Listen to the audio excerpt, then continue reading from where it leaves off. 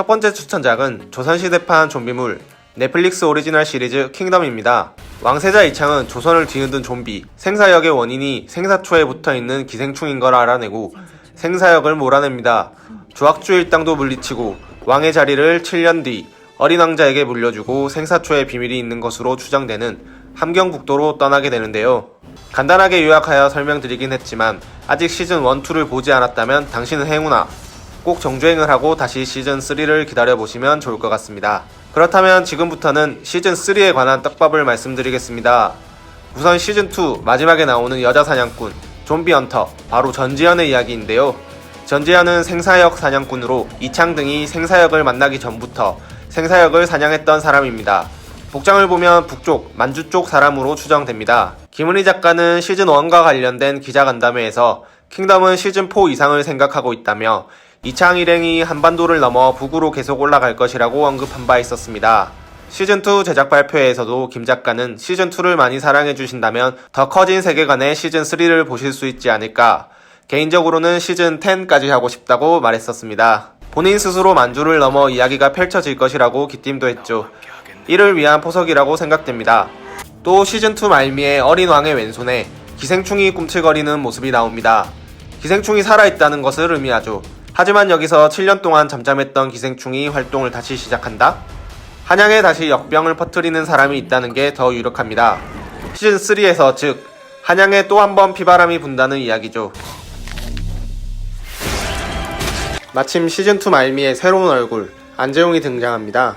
안재용의 연기력과 그의 인지도 등을 생각해볼 때 단순한 보조 역할로 나오진 않겠죠? 시즌3에서 북쪽으로 향한 세자 일행과 한양의 왕과 안재용 일행 두 가지 이야기가 진행될 것으로 보입니다. 참 킹덤은 원작이 있는 드라마입니다. 김은희 작가가 만화 신의 나라 버닝헬에서 이미 이야기를 일부 풀었습니다. 지금의 킹덤과 다소 다르지만 시즌3가 궁금하신 분들은 이 작품도 추천드립니다. 두 번째는 미국 80년대를 배경으로 한 미스터리 SF 콘텐츠 기묘한 이야기입니다.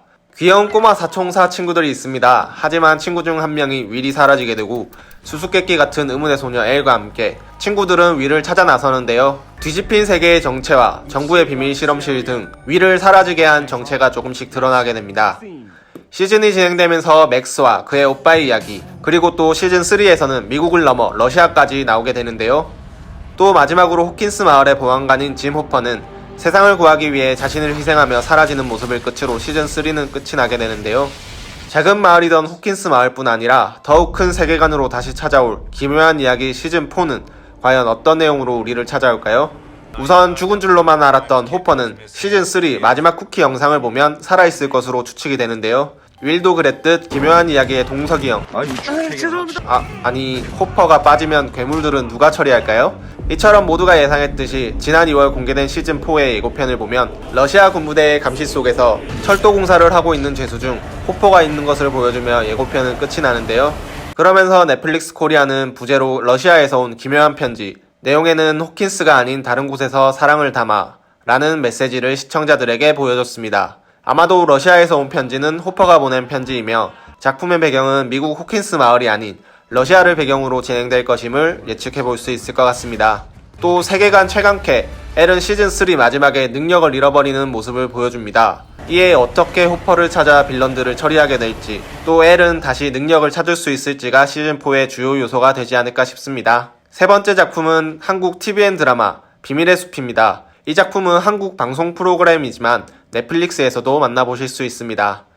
감정을 느끼지 못하는 냉철한 검사 황시목과 마음씨 따뜻한 형사 섭이, 한여진은 한 살인사건을 접하게 되고 그와 연관된 사람들끼리의 관계를 캐면 캘수록 고구마 줄기처럼 용의자들이 줄줄이 엮여 나오는데요. 그 내용은 비밀의 숲 포스터를 봐도 알 수 있습니다. 설계된 진실, 모두가 동기를 가진 용의자다. 아무튼 황시목과 한여진 외에 모두가 다 범인 같아 보이는 이 드라마, 한순간도 의심의 끈을 놓칠 수 없게 만든 비밀의 숲이 오는 8월 시즌2로 다시 돌아옵니다. 배우들의 뛰어난 연기력은 물론이와 탄탄한 스토리 라인을 빼놓고 이 드라마를 설명할 수는 없을 텐데요. 이소연 작가의 데뷔작이며 비밀의 숲 이후에는 의학 드라마인 라이프로 시청자들의 눈도장을 확실히 찍은 뒤 다시 비밀의 숲 시즌2로 돌아온 것인데요. 사전 제작이라는 제작 특성상 시청률이나 시청자들의 반응에 따라 능동적으로 대처하기 힘든 환경 속에서 오로지 탄탄한 스토리 라인만으로 시청자들을 사로잡은 것을 입증한 것입니다. 시즌2에서는 어떤 이야기들로 펼쳐질까요? 우선 감정이 없는 검사, 황시목의 감정에 변화가 있을 것으로 예상이 됩니다.